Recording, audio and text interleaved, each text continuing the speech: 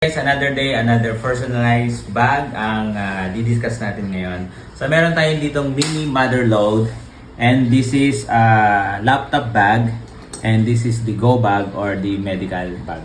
So unahin natin itong 7 days mini mother load. So meron tayong personalized name dyan. Yan, mga personalized name yan. So pwede rin dito yung plug. So maganda rito guys, ayan, meron siyang side battle, main compartment, big compartment from the top, and then another big compartment from the bottom. And then dito meron siyang side battle pocket. And then ang maganda niyan, meron siya ditong quick release adjuster. So ang mga gamit natin na zipper guys is YKK size 10 para dito. So yan siya, post. So ito siya. So, meron siya ditong organizer. And then, meron siya ditong quick release. Ayan. And then, post.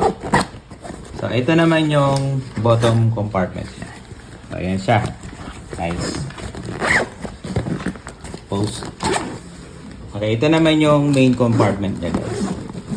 So, nilagyan lang natin ng gamit sa loob. So, meron siyang organizer dito.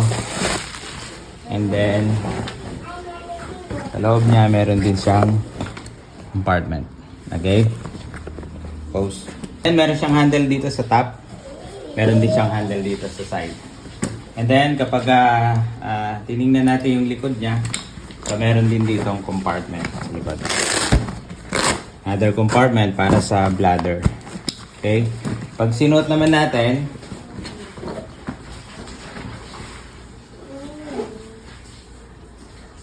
ganyan siya. Okay, and then merong chest part. Okay. Pose. Go. Ayan. Pose. Okay, this is the mini mother load. Next naman natin is itong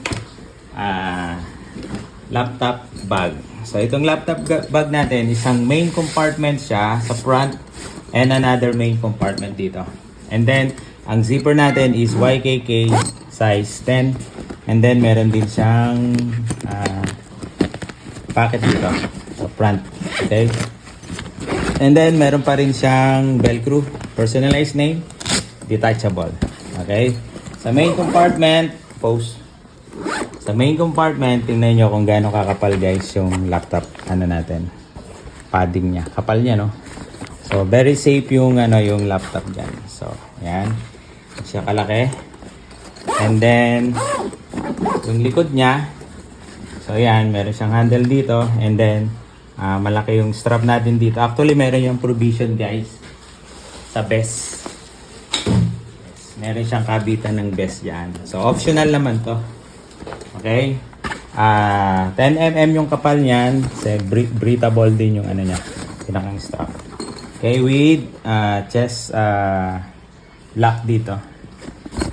And then, yung second main compartment niya. Ayan, sa niya kakapal. Okay, so, pag pinit natin to, pose.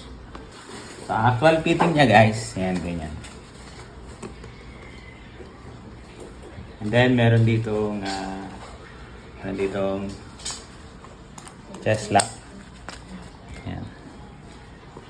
And then ito, comfortable siya sa shoulder. Kasi makapal yung shoulder niya. Pose. Okay, after ng laptop bag, next naman natin is itong go bag. Okay guys, ito yung go bag natin. So makapansin nyo na well-formed yung go bag natin. Wala yung palaman sa loob kasi all throughout ng bag na to is fully padded. Ready? And 5, 4, 3, 2, 1, go. Fully padded siya. And then quick release dito. Yan. Ang purpose niyan, para kapag nilabas yung medical equipment or para parnalia, so andyan na madali siyang makukuha. Meron tayong organizer dito, dito, and then sa side meron din, both sides meron. Sa front, meron din tayong organizer. Padded to, no? So, insulated to, all throughout the bag.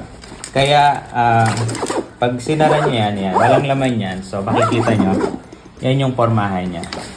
So, very safe yung gamit sa loob. And then, meron tayong one Front pocket, padded din yan.